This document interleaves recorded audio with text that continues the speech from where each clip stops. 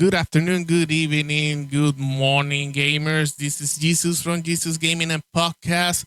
Hope you had a very special and Merry Christmas and a Happy New Year. And for those my muñaños in Latin America, I hope that you had a great Three King Days.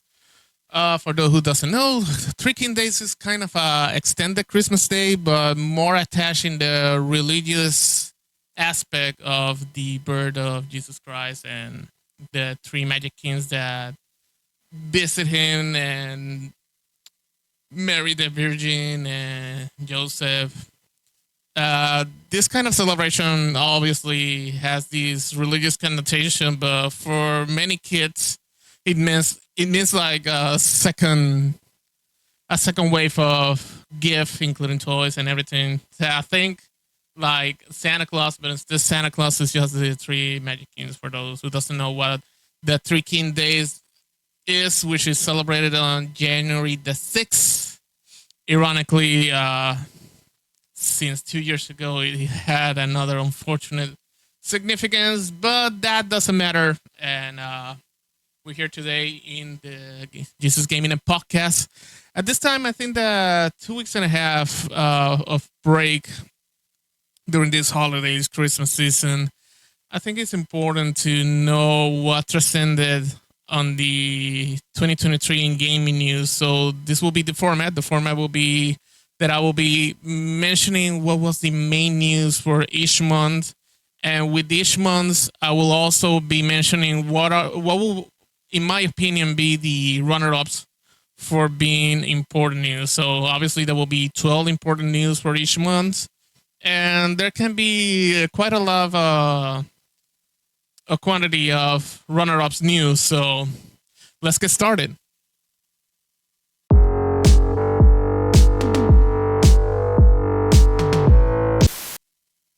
And of course, chronologically, we have to start with January.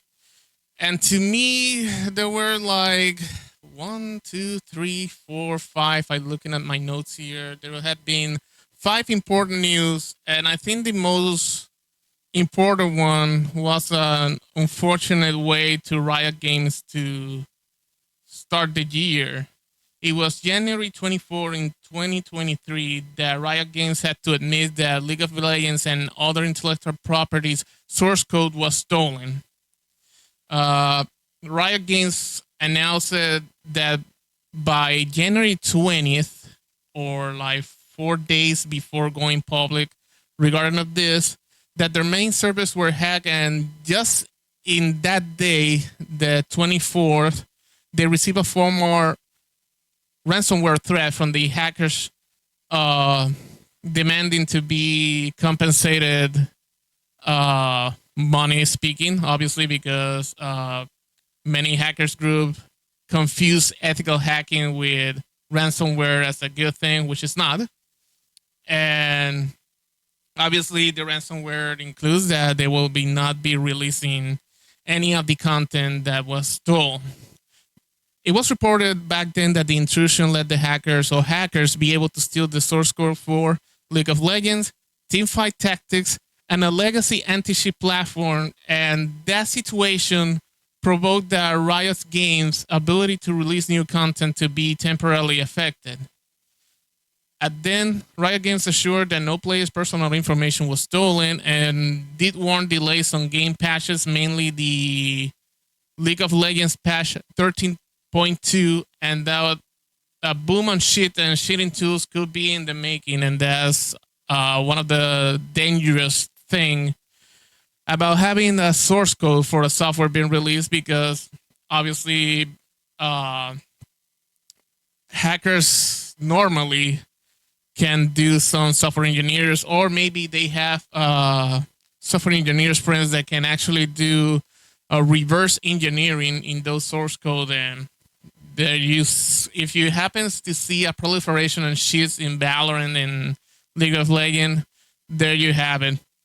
The source code stolen contained experimental features that were not announced before, and it may provoke that new features now will be remain unreleased for obvious reason.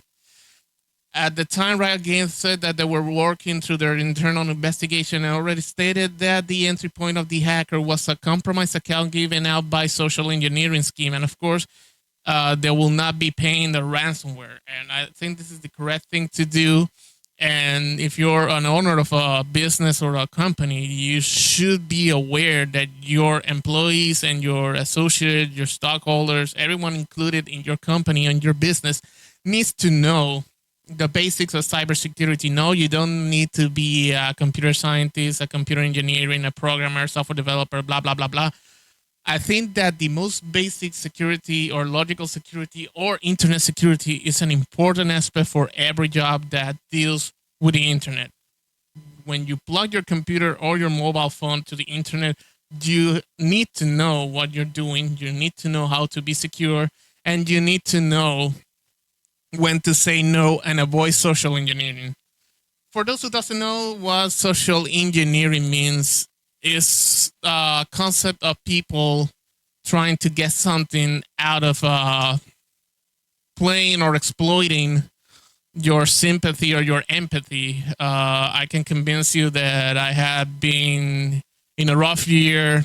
I want something from your company, and probably as I play with your empathy and your sympathy about my situation, then you will have the most odds or high probability to actually help me. So pretty much that's a plain example of how social engineering is the most powerful weapon of hackers. No, hackers doesn't use the sophisticated computer system that you see in the movies. It's just human errors that led to these hackings. With that being said, as January most important news for me, runner-ups for what could have been news for January 2023. Google Google announced opening the Bluetooth chip for the Stadia controller. And unfortunately, back in 2022, Google announced that it was shutting down Stadia. Stadia failed to achieve some needed goals to be continued as a alternative in the gaming industry, mainly in the now getting crowded cloud computing side of the gaming market. And Google announced that by December of this year, you will have the opportunity to open all your Stadia controllers if you happen to buy a second one, or I think it was with Cyberpunk and Resident Evil Village that Google offered a free Stadia controller as part of pre-ordering the game under their platform, so you can use it as a Bluetooth controller on your computer or every device that could support it, especially the Bluetooth LE, which is the low energy consumption version of a Bluetooth chip. And by the way, it was announced that I think it was 2 or 3 weeks ago that Google extended the deadline. The deadline was supposed to be by the end of the 2023 year, and now it has been extended for 1 more plus year. My speculation on why Google decided out of nowhere to extend the deadline probably is that they probably know how many Stadia controllers are still on the street, and maybe analytics says that not everyone has still opened the Bluetooth, and I think that Google is trying to prevent any fire or any troubles that can generate if there isn't so much adoption of the Bluetooth tool, and this can provoke obviously big troubles for Google. Next runner-up for January's 2023 main news was the Hitman 3 update was actually to unify the whole trilogy when IO Interactive announced the return of Hitman Wars of Assassination, which was the original first game of the new trilogy. And the Hitman 3 will have been converted on a simple experience combining all the missions of the 3 games. So if you happen to have Hitman 3 and you saw that Hitman 3 converted to just Hitman War of Assassination, you practically have all the 3 games. And if you happen to find the game Hitman 3 at a special price, remember that you're entitled to an update that convert the experience in a whole Hitman War of Assassination experience at no extra cost. And I think that some has taken this as a semi-light services, but hey, if it's free of cost, if you had Hitman 3, that is, then you should go for it. Second to last runner up for January's 2023 main news. We know that Saudi Arabia, especially the Saudi Arabia Prince Mohammed bin Salman, has been investing in companies that serve as investors for the government or the kingdom of Saudi Arabia. And this is because Saudi Arabia sees a future where oil and petroleum cannot be the whole revenue income for the country in internationally speaking. So uh, Mohammed bin Salman has been seen as a prince that still maintain many of the conservative customs that as a Middle East country is expected to have, but have been like a little bit friendly on Western culture, and that includes video games. So it's not the first time that one of the investment companies of the Saudi prince acquires stock at Nintendo, and pretty much from 5% of Nintendo, Saudi Arabia has increased its stake in Nintendo to more than 6.07%, and thus making the Public Investment Fund one of the largest shareholders of Nintendo. The PIF, or Public Investment Fund, is one of the companies that the Saudi Arabia prince is actually managing, and they are practically investing in every aspect in the gaming. Actually, the company of the Saudi Arabia Kingdom has already invested in Activision Blizzard, Electronic Arts, Take-Two Interactive, Capcom, Nexon, and incredibly, in 2022, bought 96% of SNK. And I was kind of surprised of why SNK, when SNK has some games that can be maybe questioning some political aspect, too much Western influence in the games, mainly the King of Fighters and Metal Slug. But there you have it. Saudi Arabia Prince almost on completely, I should say, the SNK as a company. And the last news that was or is a runner up for being the January 2023 main news is Project Q. Ubisoft as a company is having balanced days, or good days or bad days. I think that's the best way to describe it. And they have a hefty and busy roadmap, but unfortunately, back in early 2023, the company has to decide to begin using the scissors and cut some of the project. One of the projects that was really highlighted is Project Q. Project Q, along with three unannounced games, were reportedly canceled by the end of 2023, and it was in January that Ubisoft confirmed that Project Q was in fact one of the projects canceled. The game's purpose and lore was never shared and or being described officially by Ubisoft. I mean, sorry about that. And it was known before the cancellation that Project Q, which probably was a tentative name, was slated to be a player versus players of six participants, obviously 3 versus 3, which can be described as Overwatch met Fortnite, including with mechanics and multiple challenges, or within the PvP mode. So it's Ubisoft responding to Overwatch and Fortnite. Ubisoft has to acknowledge the existence of the development of the game back in, I think, a little early summer 2022, or spring 2022 that the game was actually in development, because leaks were not stopping, and that's provoked Ubisoft to actually come forward and confirm the game's development.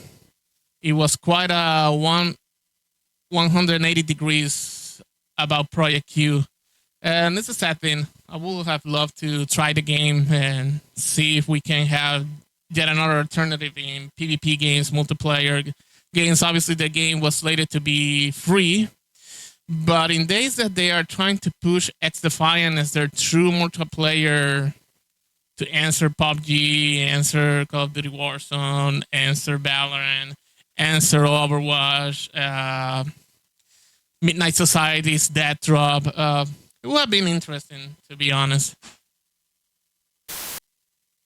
That February was a difficult month in 2023 because there was actually a cancellation outbreaks of game. Sorry, I said it backward. There was an outbreak of games cancellation announcement in February 2023, and let's go a little quick here because there are multiple games.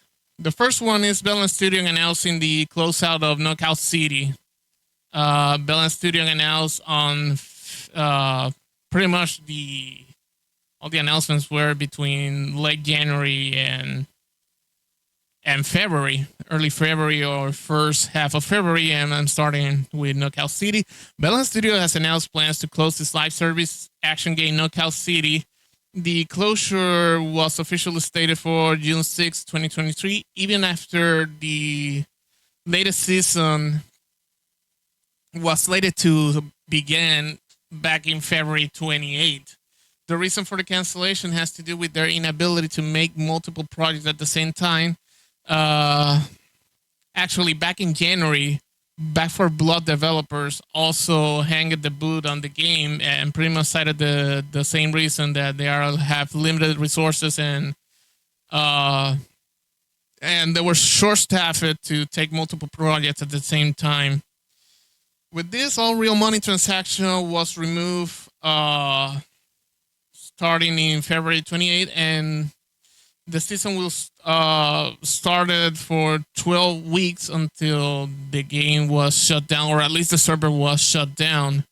Of course, fans of the game was able to take a good use of the last patch, which actually enables you to have the game housed on your own server, but obviously afterwards there were no promises of any support. Incredibly, Meta, the parent company of Facebook, or Meta Platform, their name complete, they have been in a buying spree regarding Facebook gaming and everything gaming related, and for Oculus. And Unit 2 Games purchase in 2022 was a big surprise, especially for fans of Creta, which was their sandbox kind of a game responding to Roblox and Minecraft. Well, surprisingly, Unit 2 Games confirmed that they needed to close out Creta as they can justify managing and maintaining the servers if there wasn't actually a good concentration of players. Ironically, despite already being released on PC, the closure of Google Stadia actually did a dent on active users, and the current usage of the game is not enough to justify the effort on maintaining the game. So it is incredible that a game that was... Oh, and take this in context. Creta was originally released free for Stadia Pro users, and then the game was left as a free-to-play. I barely believe that or remember that it was offered for free for a time, and then it was kept for free or just for a minimum price. So I thought that Creta entering the PC market, including the cross-playing with people from Stadia, will actually be a good thing on Meta platforms to actually buy units to game. Unfortunately, that wasn't the case, and back in March 3, the servers of Creta was closed, and Unit 2 Game confirmed that they were working on their next game, and I won't be surprised that it will be an Oculus exclusive. With that being said, the final company that in February announced that they were closing their game was uh, Smilegate from Korea. They announced that Crossfire X will be canceled and their server was closed on May NT. Strangely, reason why the decision was taken was not revealed or released, but I'm going to speculate. It was indeed bad to continue as the campaign of the game will also become unplayable with the game already retired from the Xbox marketplace and purchase done between January 20 through February 3 was supposed to be refundable. So I think that uh, they couldn't have enough resources to make the game be playable completely offline. So there you have it. Those who believe that live services is kind of a bad idea or a bad thing, because if you don't have a plan B or you don't foresee that the game cannot be no longer maintained as a live services, then you should make the game to be playable offline, so that the game doesn't have the ability to be played offline for everyone who gave the game an opportunity. Well, there you have one bad example on how live services can be mismanaged. Okay, the runner-ups for the news of February 2023. We are back again with Nintendo and the Saudi Arabian Prince Investment Company, which upped their gain on owning 8% of Nintendo.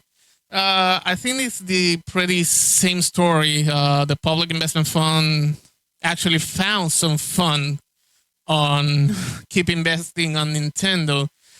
Nintendo only public reaction is that they will not allow Saudi Arabia influences in their decision, despite owning 8.26% to be completely exactly. And as the size of Nintendo, 8.26 is a big number. Especially if they manage to reach 10%. I don't know the public shares politics that Nintendo have. I think that there should be a cap on how much a company a firm, a bank, or an individual can buy on Nintendo. So I think that pretty much Nintendo is having a plan B or C if Saudi Arabia is still interested in owning more of Nintendo. But that's the only public reaction that Nintendo gave, is that they weren't aware about the public investment fund of Saudi Arabia raising their presence in Nintendo stocks, but they vowed that they will not be externally influenced despite this hefty quantity of stock in the power of the PIF.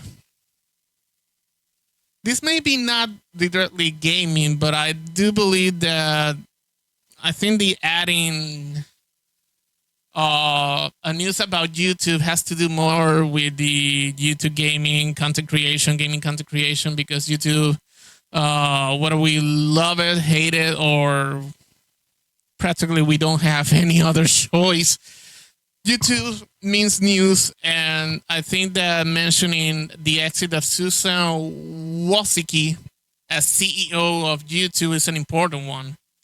YouTube announced that Susan Wojcicki, I hope that I'm spelling it correct, will be stepping out of being the CEO of YouTube after 9 years dealing with the transcendent changes of the internet world. Of course, Wojcicki is not a stranger on Google. She's actually one of the OG's employees with 25 years at the time. Now in 2024, is 26 at Google, if she will have continued, where she was actually part of the original staff when Google was a postdoctoral project of then PhD students and founders Larry Page and Sergey Brin, and she serves as Google original marketing manager and leading the online advertising business before formally taking the steers of YouTube on 2012.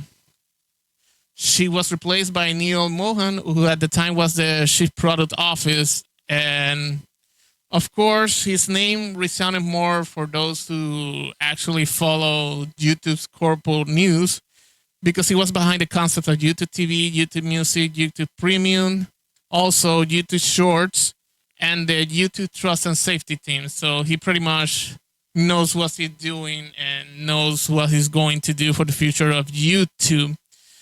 And I hope that, well, to be honest, I was motivated to start content creation again on YouTube. So I do believe that his job is not as bad as I thought that it was going to be. Not saying that Susan Wozicki was bad in general, but I really found it so uncomfortable, these changes of late 2023, that Google implicitly favored more kids content rather than everything else on YouTube, which make the experience so uncomfortable because I don't care about making content for kids because I do play video games. I'm a variety gamer and I do play mature games, teen games, and saucy games. So I reject the notion to feel obligated to do kids content. That's my take on what transcended in late 2023 when YouTube was actually having so much good traction since summer 2022, my apologies, to just damaging with this focus on kids, like kids are the only market in YouTube. Kids ain't going to be kids forever. I think that if you can manage to engage kids from teens and teens to adult, I think that's the best long-term strategy. I really found that kids implicit preference like a short-term goal, and I'm a guy that actually believe in these long-term goals, not in short terms. But that's me. I could be wrong, but at least being a long-term guy has functioned to me in some aspect, including the personal aspect. Okay, the next news that could have been the February 2023 news for February is that Sid Meier's Civilization 7 is officially in development. And actually, it was a surprise because Firaxis, the developer, and 2K Games, the actual publisher, didn't make any signal that anything was going on with Civilization. But in February, Firaxis confirmed that Sid Meier's Civilization 7 has begun development cycle. While the staff was limited in the presentation, it was confirmed that Ed Bish, the franchise lead designer for Civilization 6, will continue in his role as a creative director of the new game. And afterwards, I haven't read anything or heard anything else about the game, so probably we should be expecting the Summer Game Fest this summer if Firaxis has some news. In the final runner-up for February 2023 news, and I believe that I should make a content or actually an episode of the podcast on which media gamers should look, including books and movies. But in February, Apple presented the expected Tetris biopic, simply called Tetris, as an exclusive movie for Apple TV Plus. It is the first production based on the hassle of a game development under a sitcom format, and it seemed that Apple wanted to give gamers a proper biopic, and it's Tetris based on the legendary puzzle games. It's a biographical drama film directed by John S. Baird and written by Noah Ping. The film starred Targo Egerton and Toby Jones. The movie was actually premiered on the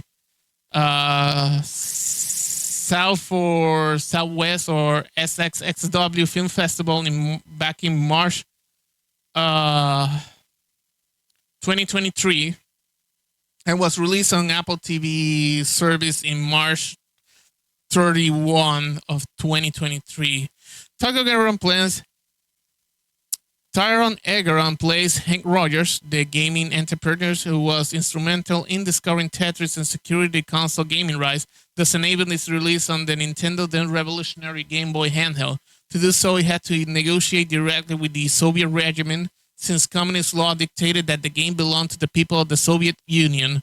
And Subtitle: The Government. Rather than banding off itself, all sort of Cold War skullduggery ensued. The story is based on an account by David Sheff's book Game Over, which is a chronicle of the rise of Nintendo as a gaming company after various business stints. And actually, the story of Nintendo can actually serve as a future podcast episode. Noted.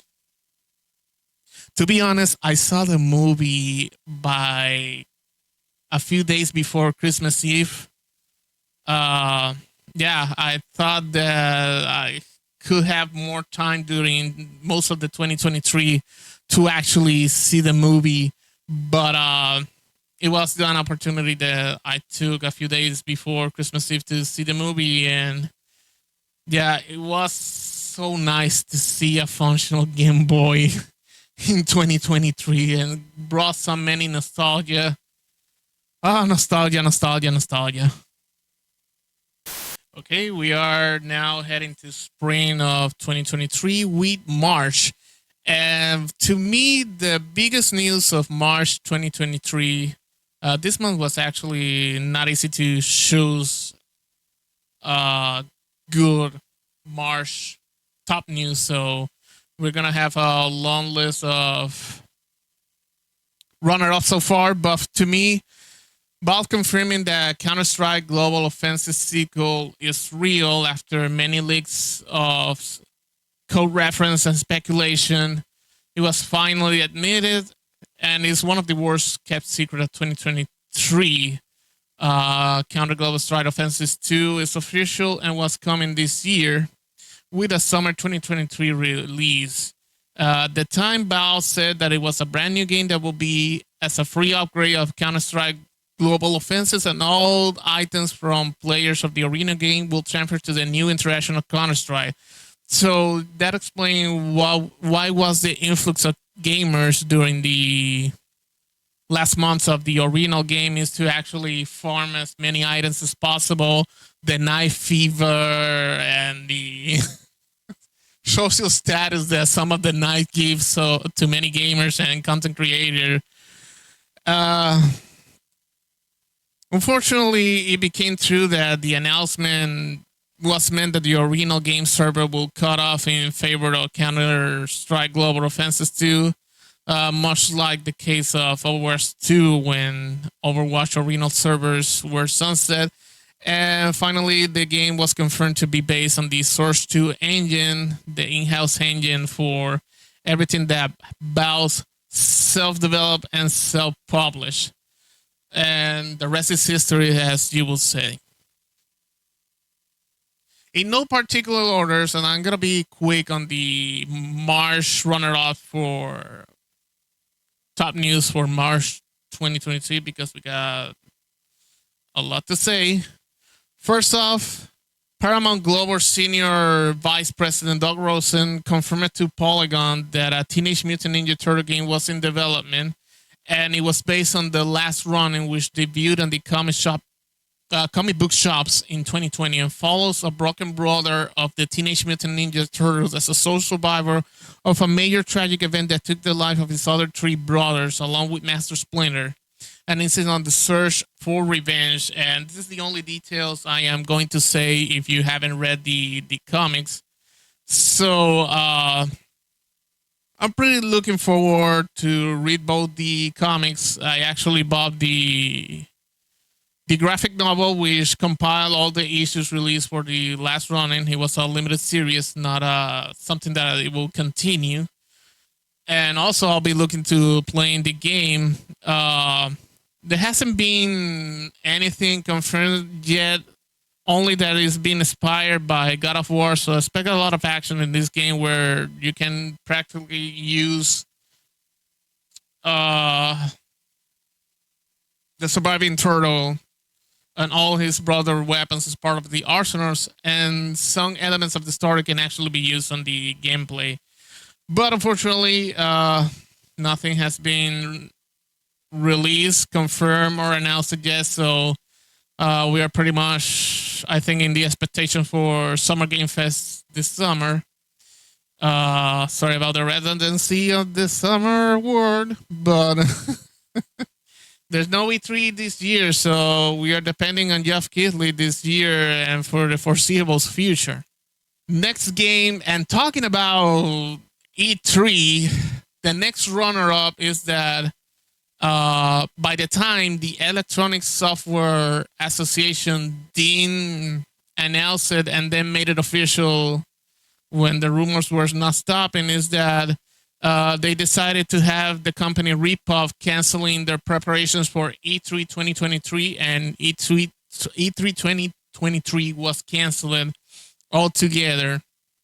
At the time, the company or the group, the Entertainment Software Association, was in the brainstorming sessions or trying to figure out what to do in 2024 and maintain the survival of E3, who has, it's not only the pandemic, let's be clear, E3 before the pandemic was suffering the wrath, a company preferring their own platform, including the commodities and pretty much the minimal investment that social media, mainly YouTube, Twitch, Facebook, and every major social media that allows live streaming and prepared presentations can bring. So I think that E3 really, if there was a moment that E3 capitalized on the internet, they did it until a certain moment, but then foresee the capitalization of services like YouTube and social media can actually bring. Yeah, but E3 2023 was canceled, and we depended on the Summer Game Fest by Geoff Keighley. And I think that that's the full cancellation. I think that's November or December main news to me. But we'll be diving that when we arrive to the official month. And next up for the runner-up for February top news of 2023, Magic Suit Game. And it's another studio that was founded and will be run by former Blizzard Entertainment executives, because Blizzard and Activision is no longer the classical and beloved OG Blizzard Entertainment for some. I may and may not agree. Well, maybe I do agree that it's not the OG beloved Blizzard. And with this, the Magic Soup Games announced that they're having former senior executive Jane O'Neill, J. Allen Bragg, and John Dunham. Jane O'Neill will be serving as the CEO of Magic Soup Games, and she was executive producer at Vicarious Vision in 2008. But her careers date back at LucasArts in late 90s, working on the Star Wars and Indiana Jones game franchise before becoming a producer at Activision in 2003, where she produced several titles in the Tony Hawk Pro Skater series. Reminding you all that Vicarious Vision was the people behind the remake of the first two Tony Hawk games that was released as Tony Hawk Pro Skater 1+2. And a side note, Tony Hawk confirmed, I think a year ago or a little more, that the Tony Hawk Pro Skater 3+4 was in an early concept, but executives at Activision were not actually sold on the idea on having the third and fourth game to be remake, and pretty much Vicarious Vision was already folded within the other studios, internal studios of Activision. So the main thing that was a concern for Activision is that nobody was actually achieving the quality that Vicarious Vision did to the games, and pretty much 3+4 was shelved at pre-production. Next, we got Alan J. Bragg, who was the former president of Blizzard Entertainment after his notorious exit of Blizzard side of Activision Blizzard in the middle of many scandalous accusations of Blizzard executives on toxic and sexualized workforce. And while he was not directly accused of anything, he was named of one of the notorious laws. He was named in some of the lawsuits because of his lack of effort on stopping the behavior. And of course, many found that to be indirectly an accomplice, even if you didn't do nothing, because that's the problem, is that you didn't do nothing. He will be serving as the head developer for future games, or as is called, the head chef, because the concept of the Magic Soup games is that they're all chef, and all the soups and foods that will be cooking will be video games. But anyways, and finally, John Dunham was Blizzard Chief of Staffs and Vice President of Special Projects after leaving the technology division of the Walt Disney Company. And recently, before the announcement, he left Amazon Prime Gaming back in January 2023 to join Magic Soup Game. Next up, while this was a runner-up for main March 2023 news, I think it was important to highlight that Project Fantasy is now the next big thing from IO Interactive. While acknowledging that they are not done with Hitman as their main game, they are focusing on the what's next for them and the challenges that not only they're working on the first official 007 James Bond official game, they'll also be running Project Fantasy as a first dive into the classical genre of RPG video game. It aims to be a game built from the core to entertain players and expand for many years to come. So pretty much they're preparing this game to be a long-term thing. So I think that if we had an example with Baldur's Gate 3 and Starfield from Bethesda and Xbox Game Studio, I think that this should be the expectation of the product of Project Fantasy. Next runner-up for game news of March 2023 actually is not directly game news, but I think that without him, we probably won't have PC gaming. And it's the Moore Law creator and Intel co-founder, Mr. Gordon Moore, passed away back on March 24.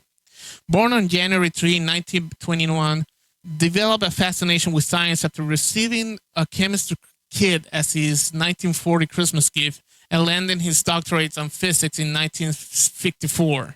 2 years later, he will be a group of entrepreneurs that history will label them as the treasurer's aid, along with Julius Blanc, Victor Greenwich, Jean Horny, Eugene Kleiner, Jay Lass, Robert Noyce, and Sheldon Roberts.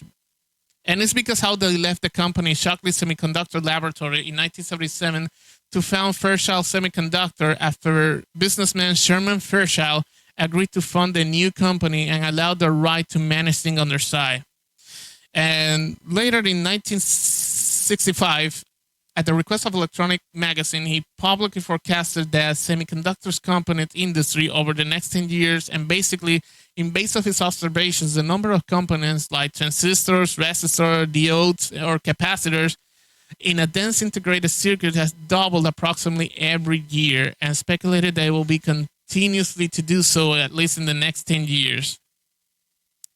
Actually, after the 10 years passed, he revised the forecast to approximately every 2 years, and for some height, he wasn't wrong. Processors and transistors of the processor became smaller. So that is why you hear every year or every 2 years that this chip was made with a 12 nanometers production design. Then we got I think it's the 9 nanometers. Then we keep getting smaller, which in physics means a good thing because it can be a powerful processor with each time it gets shrink and doesn't need to consume so much energy, which is an important aspect on energy consumption, especially for devices that use batteries, or if you're wanted to be careful on your energy consumption on your PC at home, then the less energy you consume, but you can maintain a processing power, I think is the best. But more importantly, in 1978, Mr. Gordon Moore, along with Robert Noyce, founded the NM Electronics, which later became the Intel Corporation, which he served as the executive vice president until 1975, when he became president, and by 1987, he became the chairman of the company. Under his leadership, Intel has pioneered new technologies in the areas of computer memory, integrated circuits, and microprocessor designs. For the past 23 years, that dated on his passing, Gordon Moore has been active in philanthropy along with his wife Betty with the Gordon and Betty Moore Foundation, targeting in environmental conservation, science, and the San Francisco Bay Area. May he rest in peace. Other top news that is a runner-up to me for March 2023, and also an unfortunate passing, is that Lance Reddick, the voice of Zavala in Destiny and the guy who plays Sharon on the John Wick's movie, passed away unexpectedly this past March 2023. He was found unresponsive at his Studio City home in Friday, March 17, 2023, around 9:30 a.m. local time. I don't remember how they rule his death, but it's also known to be participating in productions like The Wire, Fringe, Angel Has Fallen, Godzilla vs. King Kong, and recently he took part of the Resident Evil TV series for Netflix. He also plays Silence in the Horizon Zero Dawn and Horizon Forbidden West. And of course, at Destiny, there was like a big event celebrating his life and his time as Zavala. I think that by life, he managed to do his line on the Wish Queen, which was all feature. Bungie has already found a new voice of Zavala, which is pretty much roughly the same as him. But yeah, Lance Reddick, you may also rest in peace and thank you for your service. Other runner for top March 2022 news is the official Discord. I don't know what's happening to my voice. I'm sorry. Discord.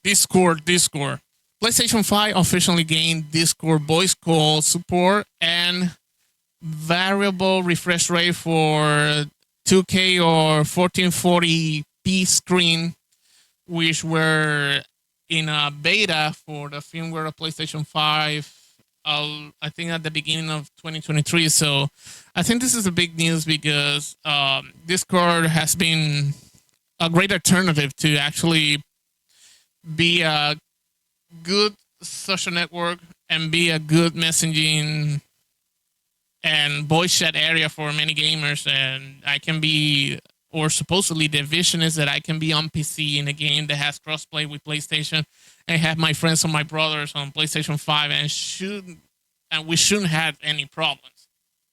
Runner-up also comes from WB Games, and the first delay of the Suicide Squad Killed the Justice League, originally slated to May 26th release. It was slated at later this year. While at the time they didn't share a reason of why, it was known that the game was getting details of the game was getting leaked from right to left, from up to down, from front to back, and Rocksteady Games and WB Games heard about the dislike of the live service aspect of the game, and the game was serving like a direct answer to Marvel's Avenger, which the live service portion of the game was not as popular as Crystal Dynamics and Square Enix thought it was going to be, just because it was Marvel's or Avengers content. So they WB Games practically quietly delayed the game to fix the most criticized aspect of the live services. Okay, this is the second to last runner-up for March 2023 news, and just a month later, after YouTube had switched on CEO, Twitch has its own, and this was I call it the end of the OG era back in March. It was a surprising move back then, because Justin TV or Justin.tv and Twitch co-founder Emmett Shear has announced that he has stepped down from being the CEO of Twitch in days that the first commercially available gaming streaming network dominance is challenged in every corner. After a 16-year career and living all the evolutions from Justin TV to Twitch, Emir Shear made it official that he was replaced by Dan Clancy as CEO of Twitch. Shear claims that he wanted to focus more time on his family and finally have more brain chores that was not possible while serving as Twitch CEO. And now, as of the recording of this podcast episode, we know that Twitch is having kind of a existential crisis, reversing ideas, going for new ideas, and then reversing those new ideas again. Pretty much these are hard days for Twitch indeed.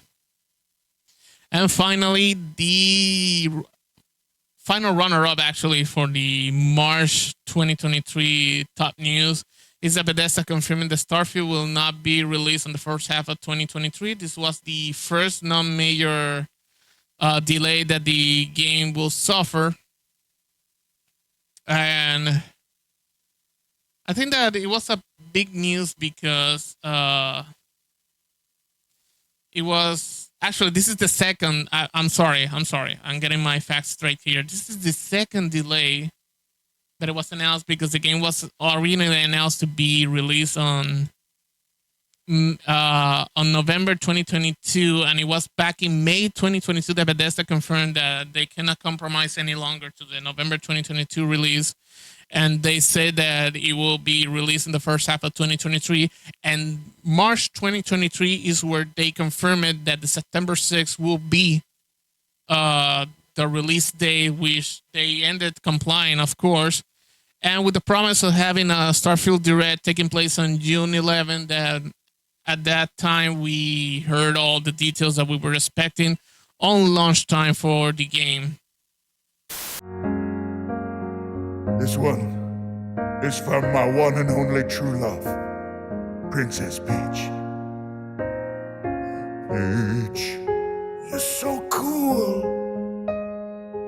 And with my star, we're gonna rule. Peach, understand, I'm gonna love you till the very end. Peaches, peaches, peaches, peaches, peaches, peaches, peaches, peaches, peaches, peaches. Ah, oh, yeah. Ah. Peaches. I was looking to the best opportunity to actually have the Super Mario Brothers movie as part of the main monthly news. And we're already in April, so basically what I can do is to highlight the two records that the Super Mario Brothers movies broke. And actually there were two important records that it broke in its debuting weekend. The Super Mario Brothers movie closed its first weekend with an estimated of $204.6 million in a 5-day opening domestically and $377.2 million worldwide for a complete weekend, making the movie breaking records, as I said. And actually, it wasn't just two records, it was three records. This makes the Super Mario Brothers movie the greatest opener for an animated feature in a movie history, beating Frozen 2 of Disney's opening weekend. And this includes all the IMAX history so far, with also the record of the best game adaptations overtaking Sonic the Hedgehog 2 movie, which took the reign from Warcraft. And finally, the movie landed instantaneously in a third place of biggest Easter weekend, just behind Batman vs. Superman, Dawn of Justice, and Fast 7, respectively. Breaking the number down, 38% of the Super Mario Bros. Movie weekend domestic box office came from IMAX, PLF, motion seats, and 3D screens, making it the 15% of presence. And at the same month, the Some Peaches that was performed by Jack Black, who also served the voice as Bowser, managed to hit the Billboard 100 back in April 2023. And what you heard at the beginning of the segment was actually the official video that he personally recorded and performed it again, making it big special appearance, not only as the voice of Bowser, but actually a live interpretation of the Peach's song, which is hard to ignore. With that being said, we're going to the runner-up. So, what should have been the April 2023 news? And we start with Netflix, as Netflix announced that its first AAA video game being in development. Actually,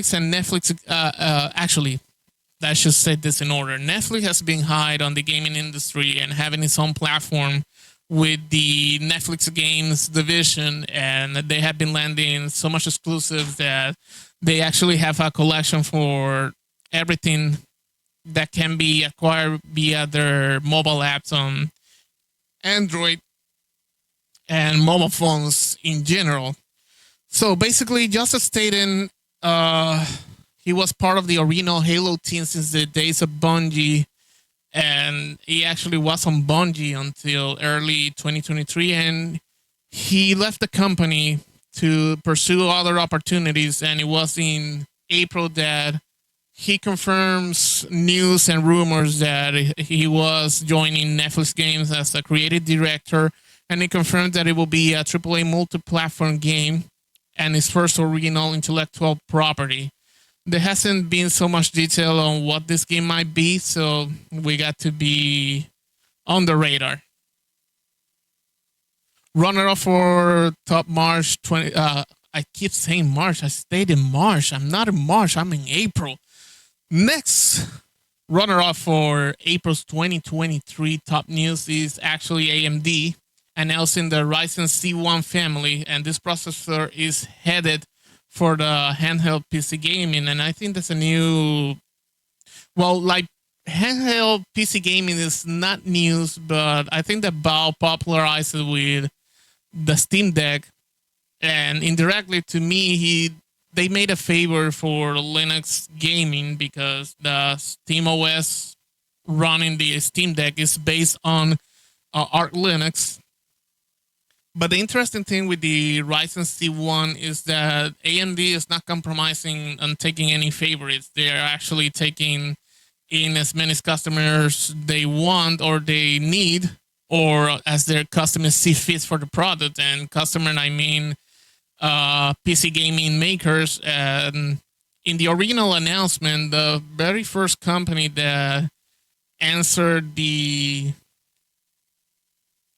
announcement of the C1 processor was actually Asus with the ROG Ally.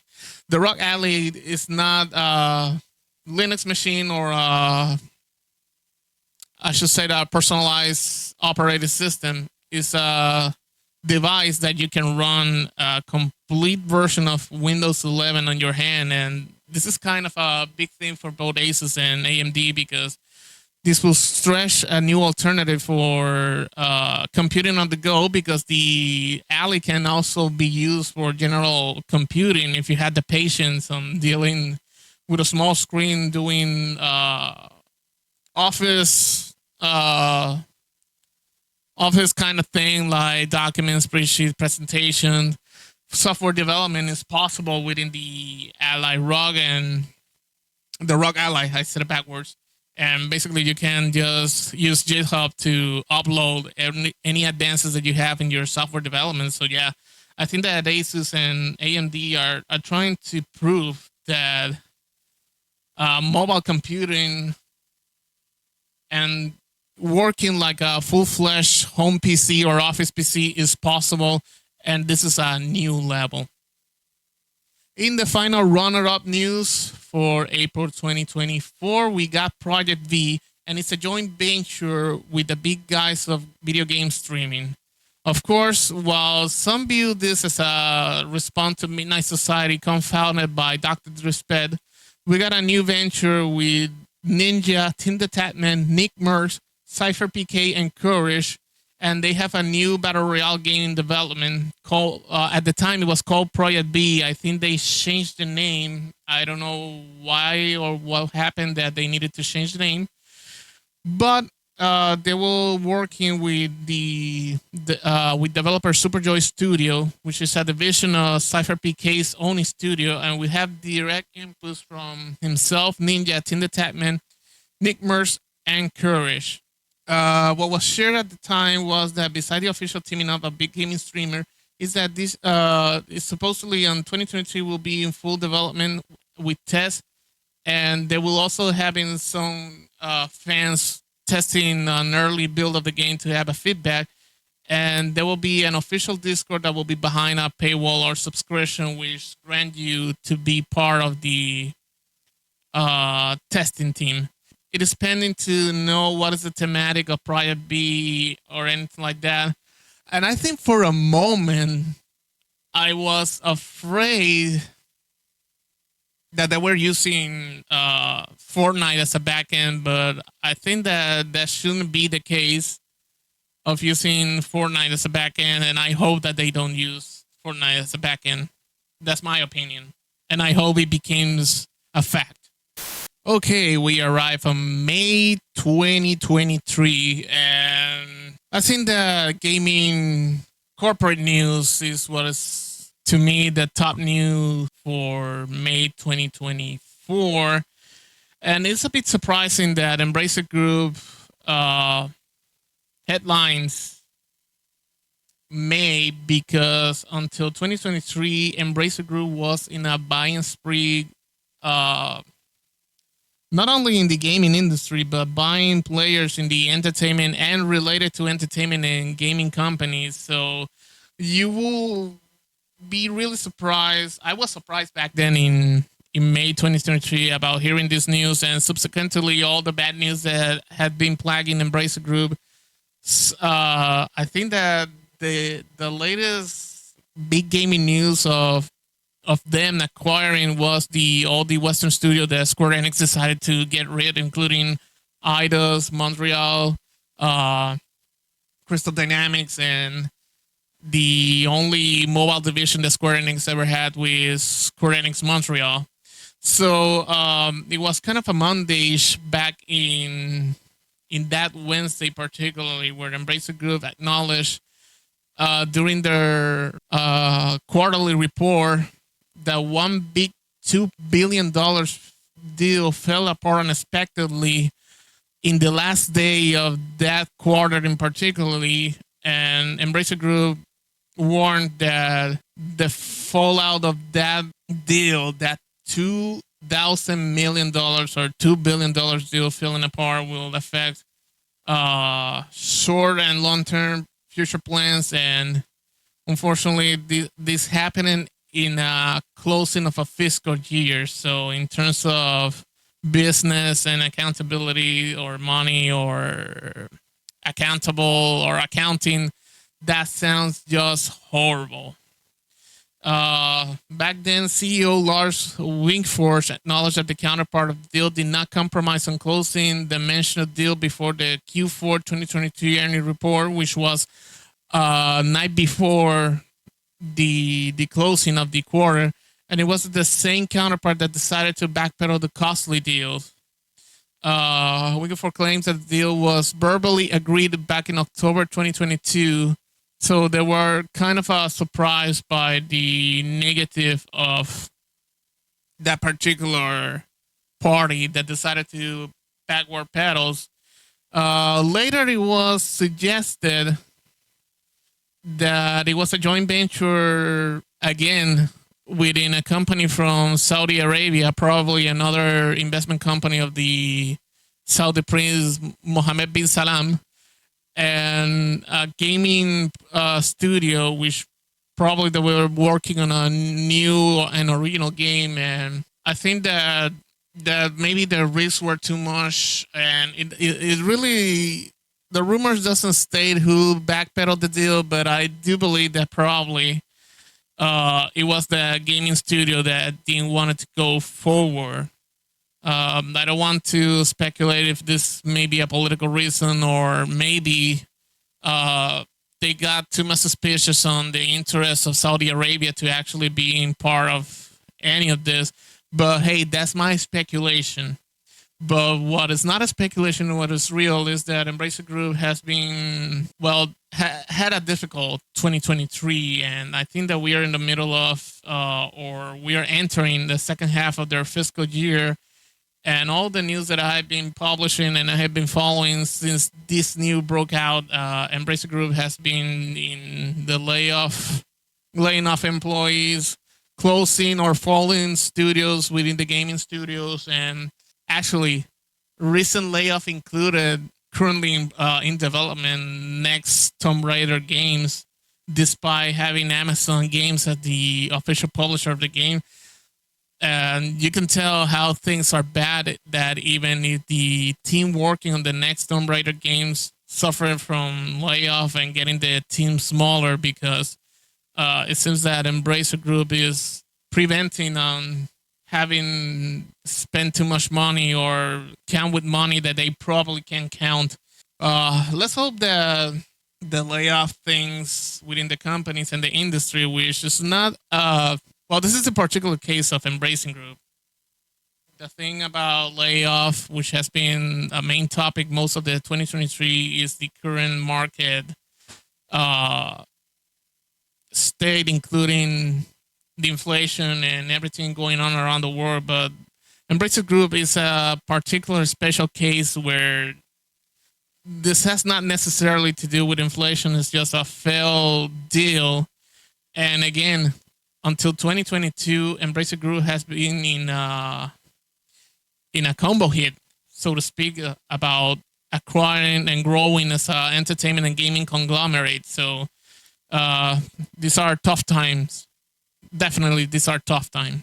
And we began with the runner-up for May 2024's main news, but didn't make it to be the official news.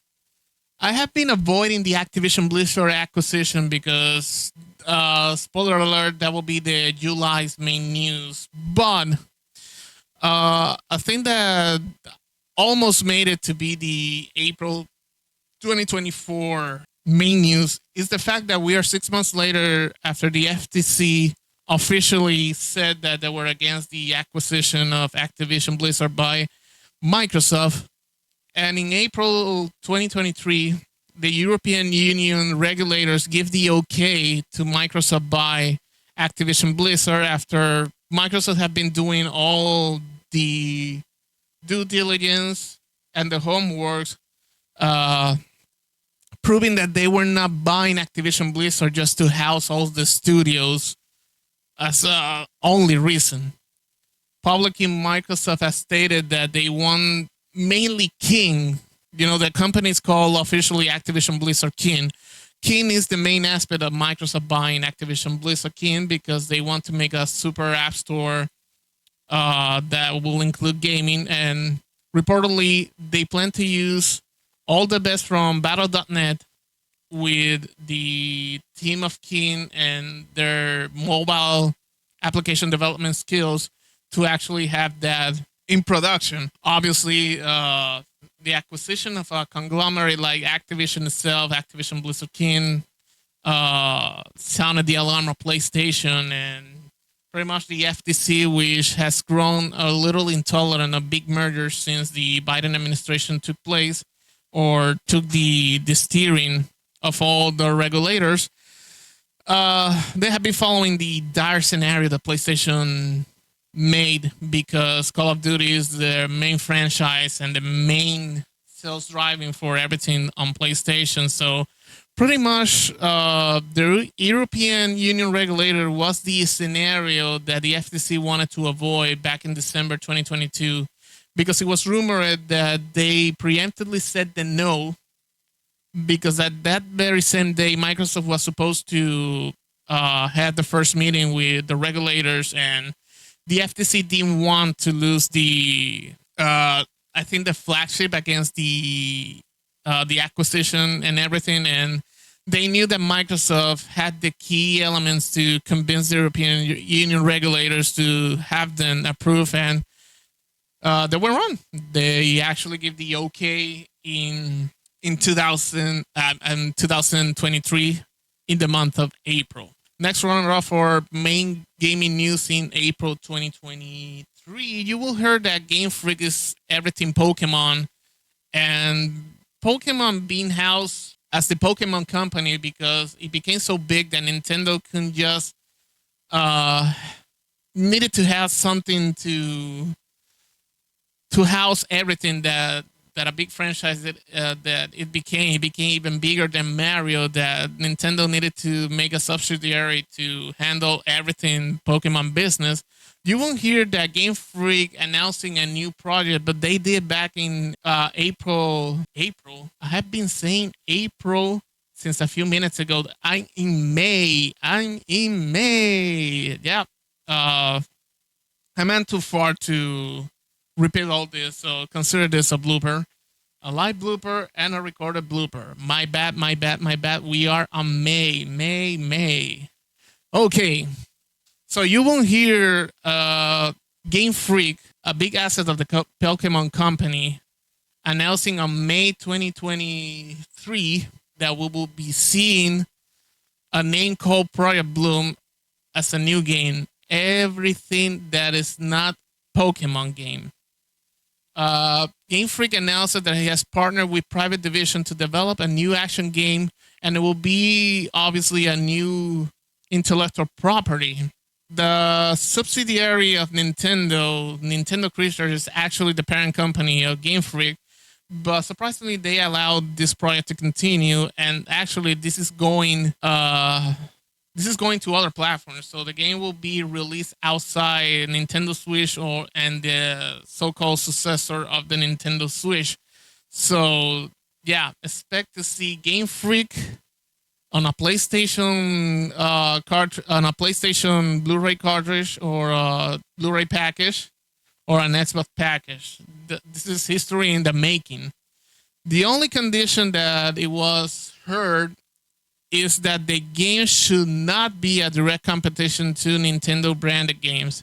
So I think that this new action adventure game maybe will not have monsters.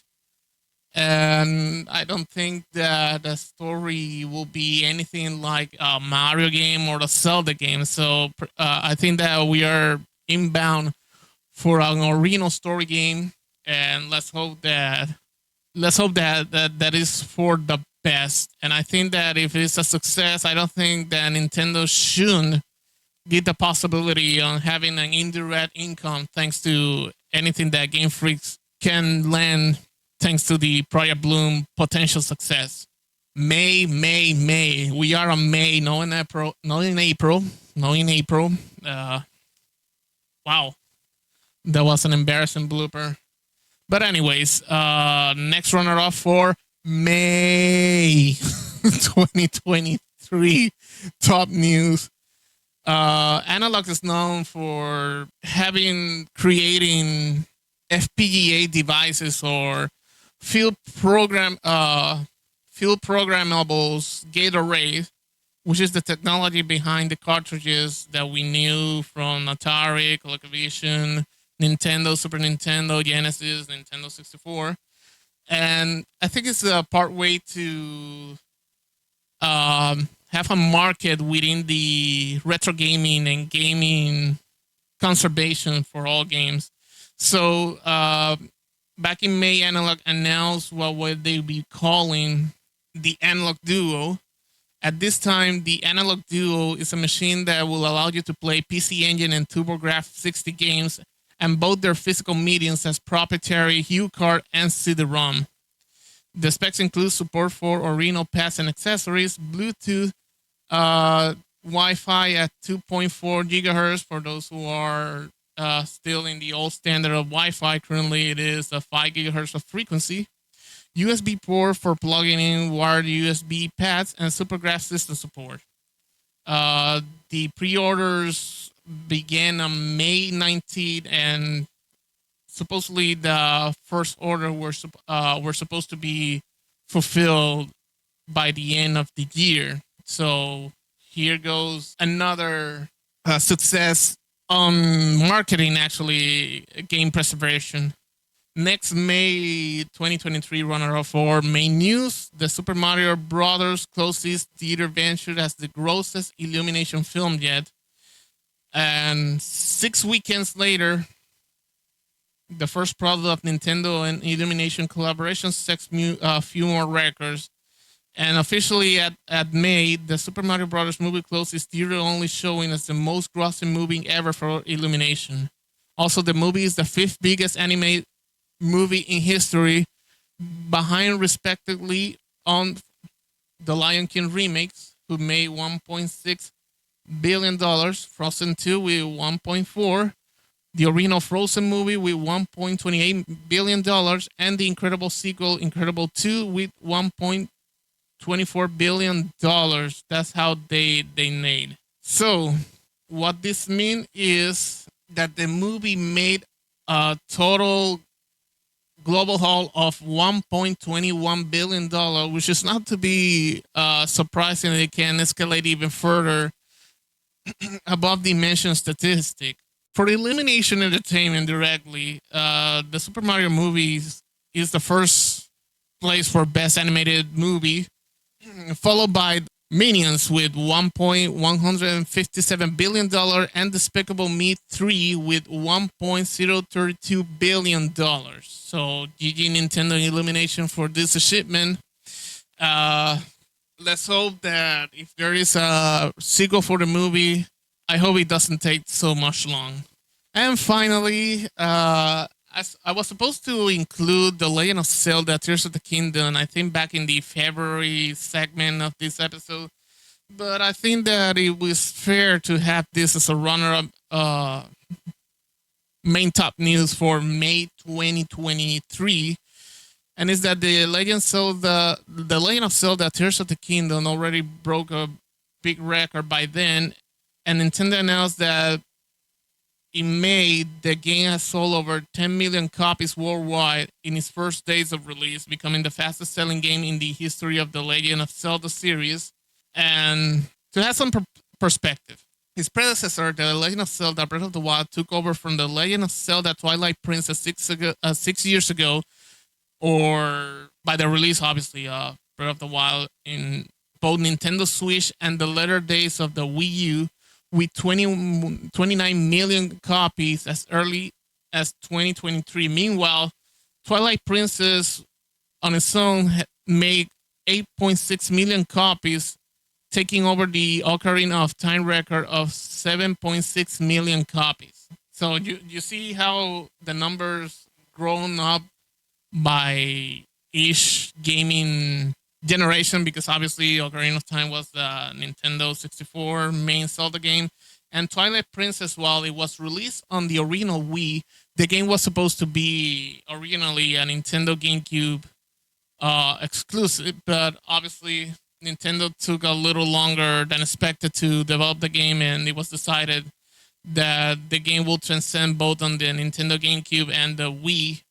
And the same thing happened with Breath of the Wild. The Breath of the Wild was also served as a cross-generation release with a version of the Wii U and the Nintendo Switch, but obviously the DLCs that came later became an exclusive for the Nintendo Switch. Also, the game became the sixth game for a perfect Famitsu score, which historically is a rare thing. The Legend of Zelda Tears of the Kingdom achieved a 40 out of 40 score in the Japanese famous gaming magazine Famitsu. And obviously, it joins the selective list that actually, if we are talking about The Legend of Zelda as an IP, it is the fourth time out of the list of 6 games that they actually had a 40 out of 40. And the list includes The Legend of Zelda Ocarina of Time, Bayonetta, The Legend of Zelda Skyward Sword, Grand Theft Auto 5, The Legend of Zelda Breath of the Wild, and The Legend of Zelda Tears of the Kingdom.